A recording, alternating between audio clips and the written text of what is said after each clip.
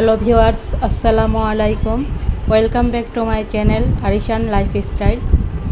তো অনেক দিন পরে আরেকটি নতুন ব্লগ নিয়ে চলে এসেছি আপনাদের মাঝে। কেমন আছেন সবাই? আশা করি ভালো আছেন। তো চলেন আমার নতুন ব্লগটি আজকে এখান থেকে শুরু করা যাক। তো এটা ছিল আমার বাবার বাসায়। তো মা এখন রান্না করবে। তো আমি এখন ফ্রিজ থেকে মাছ মাংস বের করে নিচ্ছি। তো একটু পর আব্বু আবার আমাদের নিচে একটি বাজার দোকান আছে, তো সেখান থেকে বাজার পাঠিয়েছে। তো আজকে মাছ আর রান্না করেনি। তো মুরগি বাজার থেকে আনার পর আর কেটে রাখা হয়নি, তো এখন ভিজিয়ে রেখেছে, পরে কেটে নেবে। তো এই তো মা একদিক দিয়ে কাটাকাটি করছে আর আমি এখান দিয়ে চুলাতে রান্না বসিয়ে দিয়েছি। তো আমাদের এদিকে দেখা যায় মেইন লাইনের যে গ্যাসটা আছে সেটা কিন্তু অনেক প্রবলেম করে, তো এলপিতে রান্নাটা বসিয়ে দিয়েছি। তো এখন আমি মুরগির মাংস ভুনা করে নেব। তো এই জন্য যা যা দরকার সব পেঁয়াজ, আদা, তারপর মশলা এবং হলুদ, মরিচ, জিরা সব একসাথে দিয়ে ভেজে নিয়ে তো এখন আমি মশলাটা কষিয়ে নিচ্ছি।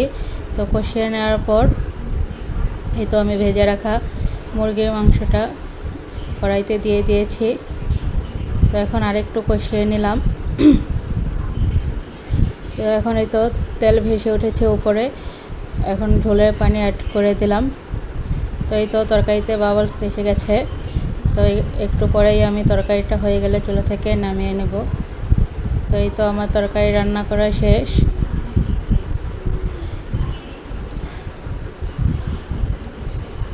আর এটা হচ্ছে মাসকলাইয়ের ডাল, আমার নানুর বাসা থেকে আমার মামানি রান্না করে পাঠিয়েছে।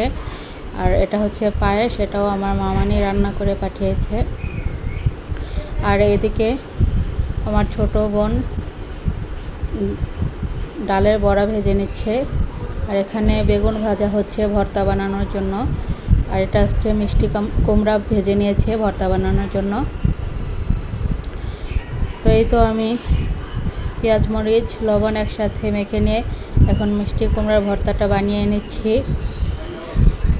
সেম একই প্রসেসে আমি বেগুনের ভর্তাটাও বানিয়ে নিচ্ছি।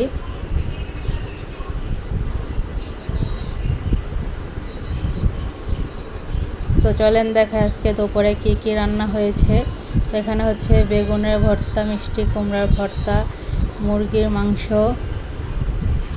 ডালের বড়া, তারপর হচ্ছে ডাল।